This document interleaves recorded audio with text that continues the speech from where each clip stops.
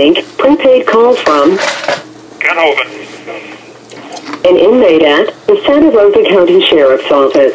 This call will be recorded and monitored. Your advance pay account balance is $79.06. For customer assistance, billing inquiries, or to block future calls, dial 1-877-650-4249. To hear the cost of this call, press 8 now. To accept this call, press 5 now. To decline call. This call is subject to monitoring and recording. Do not use three-way or call waiting features during this call. Thank you for using Global Tel-Link. Hey, good morning, brother. Good morning, Pastor Hovind. How you doing, sir? I'm doing good. I called a second ago and had to hang up real quick to go read something, so that was me. Don't panic. Okay, all right. Very good, very good. I was wondering what was going on. Well, they came down to my dorm this morning, Dorm A, and said, Hovind, pack your stuff, you're moving. Oh, no, just no warning whatsoever. And they moved me into H dorm with Paul Hansen. Paul had put in a message saying, I want to know the name of the man who's keeping us apart. We have a case to work on, and I want him moved, or I'm going to sue him in a court of record. Bingo, I'm down in H dorm now. Oh, very good, very good, very good. Well, I do have some things to talk about, but you should go first. I'm done. Okay, well, so you're in H dorm with Paul Hansen. Very good. If Paul Hansen ever wants to call and make a statement for the world, you know, we're here if he ever wants to take advantage of that. So. Okay, yes, sir. Okay, well, here's what I would like to talk about, sir. The worse than rape statement. Are you up for a conversation on that this morning? I am. Okay, I received your letter that you mailed to me yesterday, and it jarred something in my knucklehead brain. You may remember, but you told me that when your son Eric got on the stand for his mother's sentencing, that he referred to the fact that the judge said that you or your crimes were worse than that of a rapist. And I was like, well, I've tried and tried to find that, and I just can't find it. And I'm not an expert in this PACER legal stuff. It's very difficult for me, being a layman, to navigate that system. But I was always searching your case number under your name. I just always typed in your name, and I clicked on 83. And I never could find Joe Hovind's sentencing transcripts at all. Well, the letter that you sent me yesterday jarred something loose, and it's like I need to search that case number under Joe Hovind's name.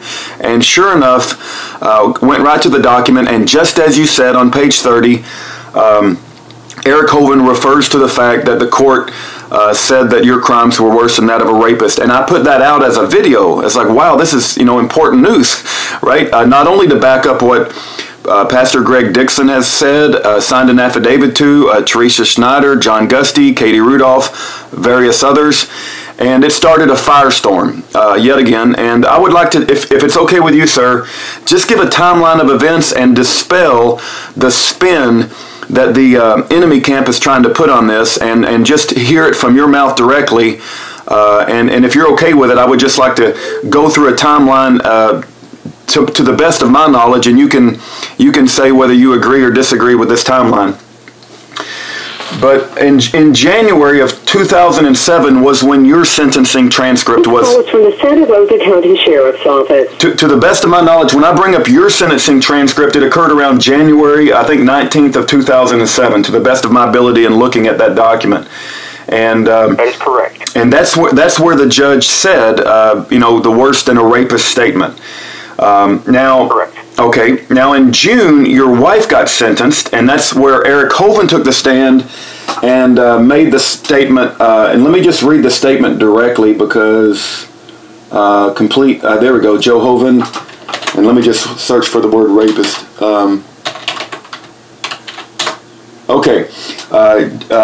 Eric Hovind, while on the stand, on page 30 of Joe Hovind's sentencing transcript, which I just found yesterday because of your letter, jarred my knucklehead brain on how to find that. But Eric Hovind said, I realized that this court considered my dad and what he did worse than a rapist. Okay, now the affidavits that were sent and that we located that were signed by Teresa Schneider, John Gusty, Pastor Greg Dixon, and others, they were signed in April of 2008. And so here's what the enemy camp is saying. They're saying that the judge never said worse than a rapist. They're saying that all of these people colluded or somehow are forgotten, and they're actually remembering what Eric said on the stand in June. And the reason I think that's absolutely absurd and ludicrous is when I read these affidavits, sir. Let me just read you like the first one from Teresa Snyder. She said, it comes from the affidavit that Teresa Snyder signed. At the sentencing of Kent Hovind, not Joe Hovind, at the sentencing of Kent Hovind, I heard Judge Casey Rodgers state that what Kent Hovind had done was as bad or worse than a rapist. Now, that's pretty clear that she's not referring to what Eric Hovind said. If I go on, sir, and I read what John Gusty said, he said, this letter is to bear witness to the words expressed by the Honorable Judge Rodgers presiding over the trial and sentencing of Dr. Kent Hovind. See, the enemy camp, sir, is trying to put a spin that all of these people are not referring to what Judge Rodgers said, but they're referring to what Eric said on the sentencing of, sentencing trial transcripts of your wife, Joe Hovind. And it's just a ludicrous spin. So I'm sorry, I'll shut up, but that's the enemy camp trying to spin this thing. There's a simple answer. After the trial, I was sent straight to jail November 2nd, 2006. We very shortly after that, maybe even that day, ordered the transcript of the trial. It took 16 months to get the transcript. Yep. We would not know that it's missing until 16 months later. Right. That's when we got the transcript. Right. So Exactly. My son made the comment before we'd even gotten the transcript.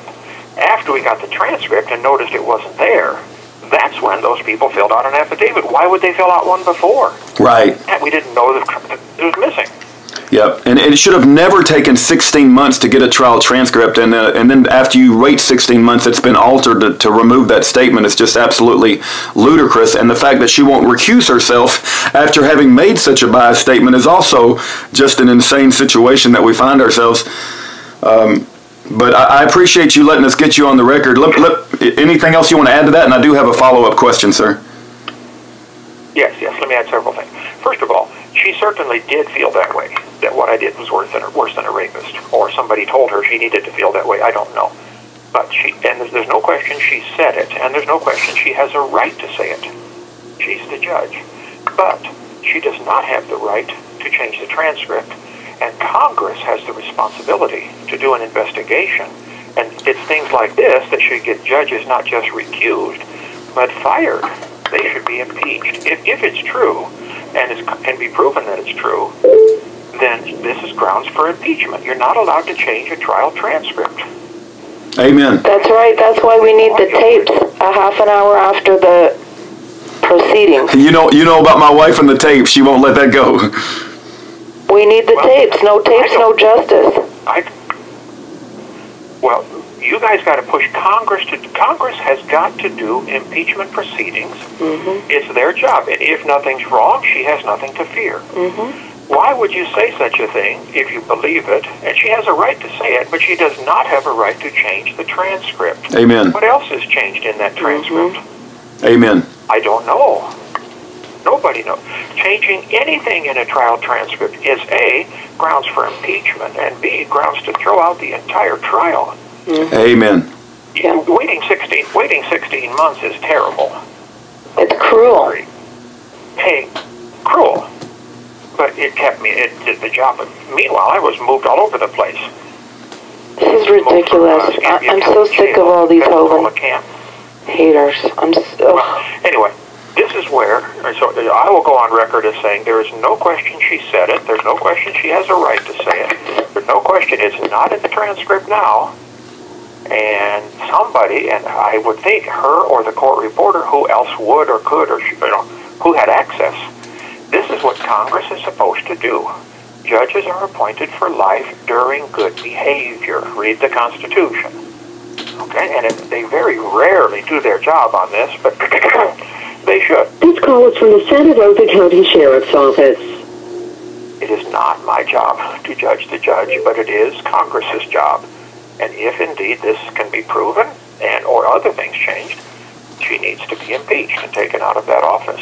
Amen. Amen. Our federal, at at my trial, they were really big about, showing all the bad things Hovind did. He's a criminal. He's greedy. Blah blah blah. Who exactly is the criminal in all this? Who stole the property to begin with? Why did the government get property? Right. For structuring.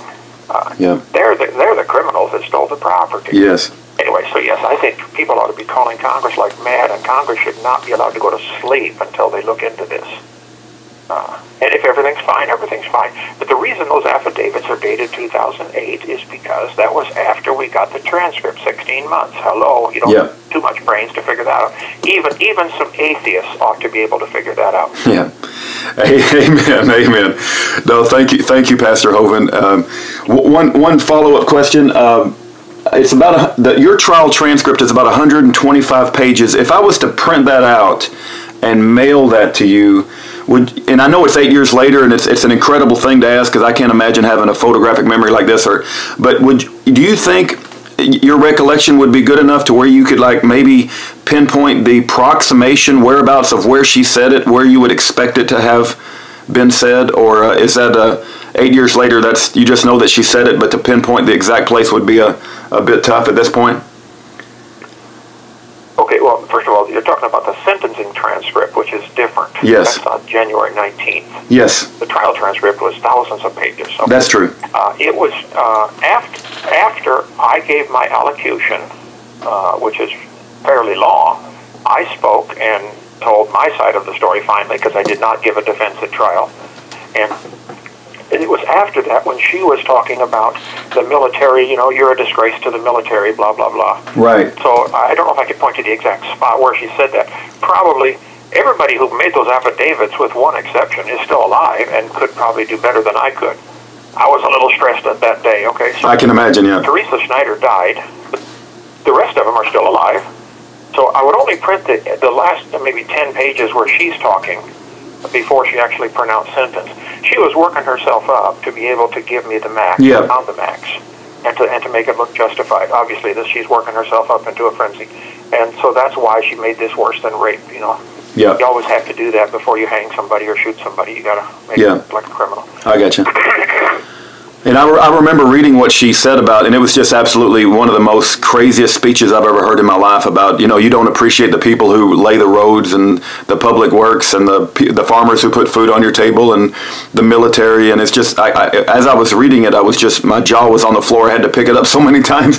But, okay, well, very good. I just wanted to make sure we clarified that with you, and that for any new people coming on board, that they understand the timeline, and it makes total sense. And there's no doubt in my mind whatsoever that she made the statement with the affidavits from the people who signed the affidavits, your son's statement during the sentencing of Joe Hovind, your own statement, right? And so we'll just we'll just expose and shine light and make noise, and let the record bear witness to the truth, and then people can decide whatever they want. But I do pray that Congress will investigate this judge, and I do pray that somehow she will be recused from.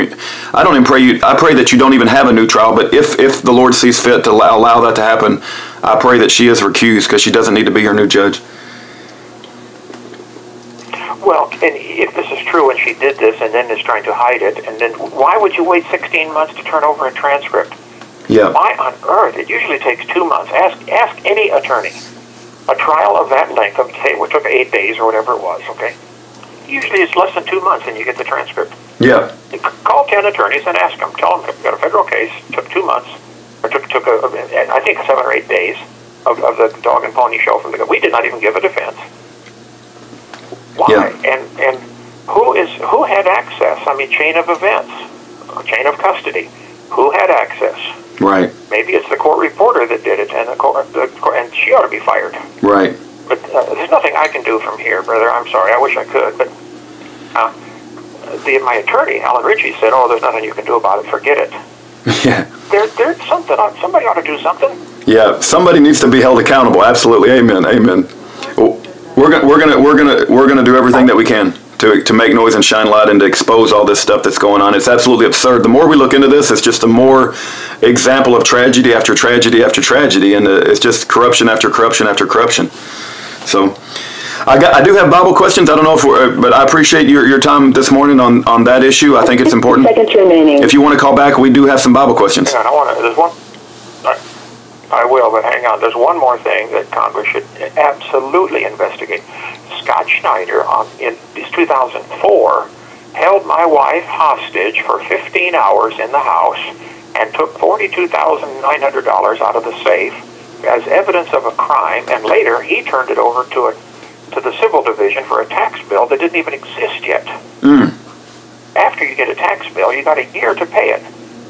I think he stole the money, and he needs to be investigated. He needs to be wearing orange. Yes. So while Congress is investigating this, but just to pick on one issue only, where's that $42,000 from 2004? What happened, and who gave you authority? He's a thief, in my opinion, and he needs to be wearing orange in here. So if you're going to get people to call, say, look, Congress wants you to do two things: investigate this transcript and investigate this missing money. Amen. All right, that was Pastor Hovind. It looks like the 60-second cut him off. He will call back. So there's no doubt in my mind the judge said that Kent's crimes were worse than that of a rapist.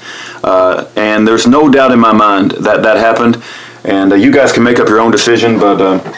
no tapes, no justice. Yeah, my wife is pretty strong about getting the tapes. That we know there's audio recordings of that court hearing. And let the truth be known. And I think God wants the truth to be known. So, take care.